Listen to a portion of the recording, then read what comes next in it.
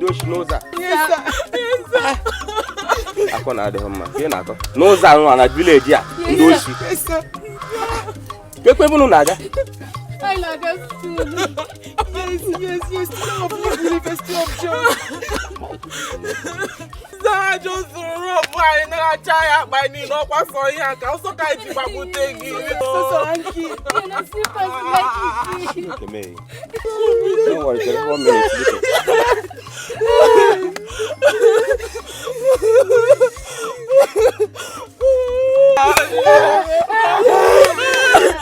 Lanya, chere.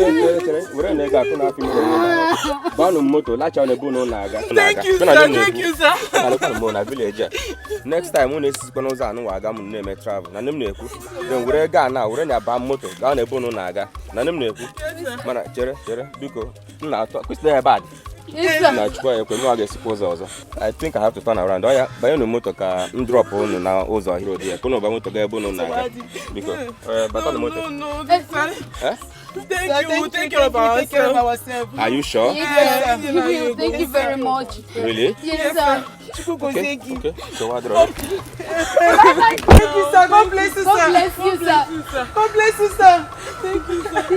God bless you, sir. God bless you, sir.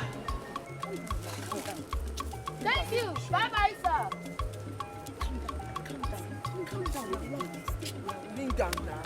Babe, calm down. Count down. Make me see.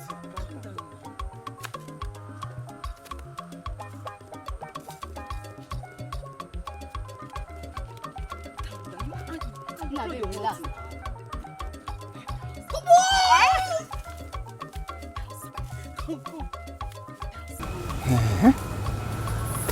Ndoshi kwa. Ndoshi ahụ n'obodo m. Hey! Ha ga-abalagara n'obodo ke. Chihu anọ ọdọ. Chihote oshi echu oshi ụmụazị gburu oshi. Mere ute Hausa ha na-eji arahụ ụra. Ọ ga na-ahụ nwanne m nwoke mere ndị ama. Piam Central Bank ọ magala na moto. O bupụtara ego. Onye ne ha maka awụhụ ụmụ agbọghọbịa. Narị ahịa ego ka m jere mma na ya ajụ. Ọ mụ na-aga n'ụlọ we.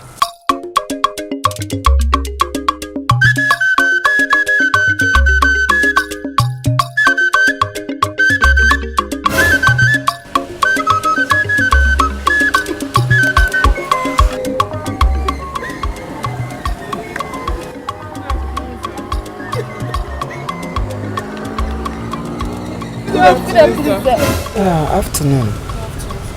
Ndewo. Onye kwa unu rukwa? Sir, moto anyị bara. I am on one chance. One chance? Nebe? No. Amu bele no manwo. Kwa ngodo onye meruru ahụ. Ngara yi. Ị gaghị ji ha nachara anyị ya. Anyị amaghị ha mere anyị.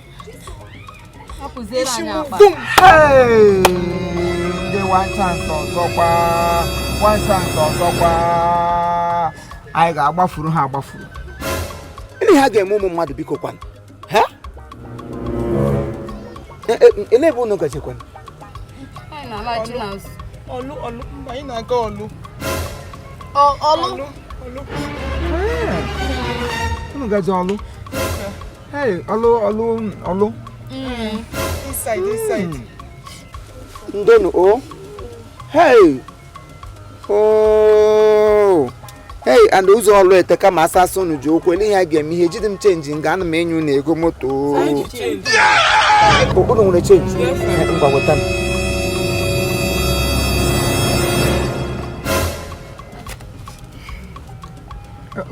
Or 500 here. Yes, sir. With that here. Can you go like each other? With that on. Hey, Mjinga, with dollar, I did them naira. I'm ga mana ebe unu ga-echange. Ihe go make up better to something thousand. And ebe unu wetle 10,000. So 20,000 ga-ezuru n'ọnụ ego ọlọwasị. Hey, okunu so ga ọlụ. Yes, sir. Leon now, home school. Yes, sir. Chai. Okay, on Agaja the Plateau State. But before I saw Plateau State, Kono Gaje, the one chance and done. I would do on Doshi. Chai. Okay, came on one chance. Can we work out 2 chance? You only you waka come. I told you neighbor. Son, your money is all your life. Nakrona, but Nakronanta. Eleva Bandication. Unozoria Nuzo. Kono Galana Yadika was here. Omo one chance I won't by Granny. In fact, email 0 chance. Because there is no even chance for you.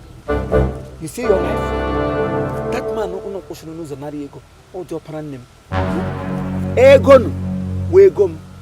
Anagamego no cotton, Sumeji Gagazrog when I had him. I don't walk a similar Jideko. I want one baga Jane. Down one use Piam or totally correct, so she glen or come near Jalof. Over the Luwe White, Hicharu no Chesunu do. One day will keep on. I'm a monyo was born on my body and a painting who really conton, Yashi shares in Nka. Afalanya, a hilly child, the Yagus Rupium, Yakabe and Anya Yang pity. Piam on my body and a motor, Lego Sham, Onya Nunu, and one near Buron. I'm with so many men like that in Igbo land. Come on, one day Hagiri, come a hanging and down on an also. Onoga we hunted to grow what the beach ego, Iggy one negaka, come again one negaka, he have one negaya than you here. Don't need be who work at Parun. I couldn't him now. There are so many things you can do as a woman. I couldn't go on your own. I'll call no name when she came by. Yeah, become. Okay, just look at me. I don't get joy inside of me. You are the face. You I need that money. You are the face. What is joy inside of you? Why you go get joy? No, give me one reason why you must get joy inside you. Onye bu di hi bu nazo. Imagine see you work pursuing every day of your life. Onye will create abnormally. Egwa anago bia kuten na bia zuru ike na ekwensu buru gi. Ibu aro ka eburu gi na zi kwesi ka kute Christ ya nyere ga aka. Because ndu ahunu na ebi.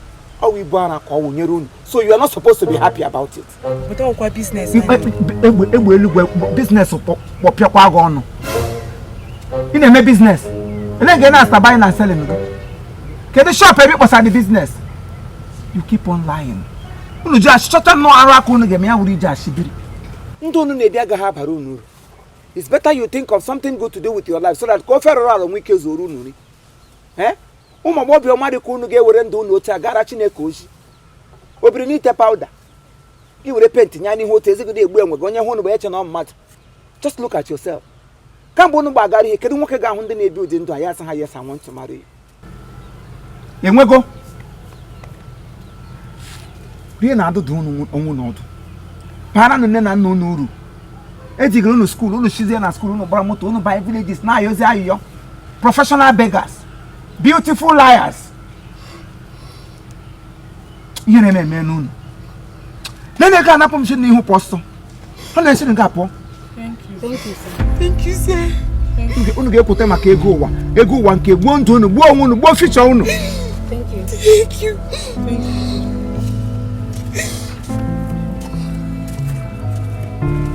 Ifo ka ha desi. Nne na nna kwa na anyị nwere very big lesson. Anyị nwere very big work in our families. Onye mụta nwa ya zụọ ya. Mụrụ ole ị ga-azụgbuli. Onwe gị 100 enwe nke ị ga-azụ azụ. Ọ bụrụ sọsọ abụọ ka iji ma nye ha good training. Ọ ga-abara gị uru in future. Now look at these beautiful ones. Ekwe ihe a na-eme. O nwere so many of us out there who live the same kind of lifestyle. So many of them are into prostitution. Some are doing worse than these people. Who are we blaming? Sometimes the parents might do their best. But because of association, because of bad friends and bad company, they will be forced to do what they don't want to do. And I must bend down and let Hasimba. Don't quarrel. Just look at them. Yeah, 9 months mad. 9 months mad. They blame parents. As na parents their parents must have taught them moral. But look at it, evil association corrupts good man. When you get kids in school, they got one name of my bending and there. With by the university, Piam, my boy. For the boy they got a school, they got one class, hand on him, Ebana, Ebana, the boy lives Russia. For the come, why I have a low Piam Hakedi, Hagaluzo, no? Nagawogo. from junction to junction. How do you say, I want to help myself? Who tell you that your parents cannot help you? While your parents are there suffering, trying to make sure that you live a good life, that they give you a life that is full of meaning. Give somebody which should be a meaningless life. Give me your schoolmates got buggy Jew girl. I got buggy Jew guy. No matter what's up. If I just say school, give you the water. If all I could blow me near, it might be in a school. Don't you motor? Chat a girl. Say, I give me a party. They got water. Yeah, will resume much. And they blame parents. Yes, sometimes it's not always our parents, because I know they give us good training. Let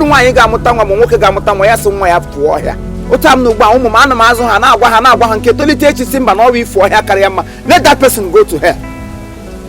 Because happy happy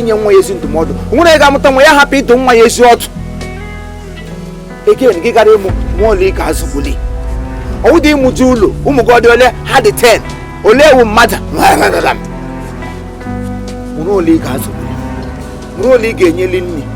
Because we hand out halanya parents are not bringing money. Habanya street. For the animal street. I'm not na street. I know where I know these days. Animal street, man, a street be go to everywhere. What do you know? Kai street anya wuru gallop. Asonye ka ba na street. Umwanya abaji igbapu. Giptaze hu nwa mmadu. Nwa Chineke kere iga hu nne ebu Bible no na church na ekpere every day. Gi hu nwa ya kono no were wusa slippers ya n'obi. Ara agbotoro. Ya wusa ya ote. Esa ebe ola akụrụkpụrụ ma ga-egbu mmadụ. Aga ebe ọtọ. Gi hu ya yiri sopant na aka uche. Kai were aka ndị were aka ekpe ihe n'anya. Mara na ihe anyị wo ndị Igbo. We are not just ordinary people. We are not just anyhow people. Have you ever taken time to see how our mothers dress in the olden days? When an Igbo woman or Igbo mother dressed to go to church or for meeting, but these days, most mothers are going around naked. African mothers have reputation. It is when we dress, when we hate your mother. African mothers, give who a mother, give mother. Yes, this is a mother. There should be difference between a mother and a prostitute. So many mothers these days, they encourage their children to go around naked in the name of fashion. When you don't teach your child how to go, then when he or she grows up, what will happen? Eti shiri meju tegu ki ge she dorunya. Ihe owule ga amase emegia ya fo ogofu. Imela yo nyosa. Don't forget, subscribe to Chief Imo's Comedy. Follow us on Instagram at Chief Imo. My Facebook handle is Oriakolonginus only. Any other Facebook handle is Fake. God bless you. I love you all.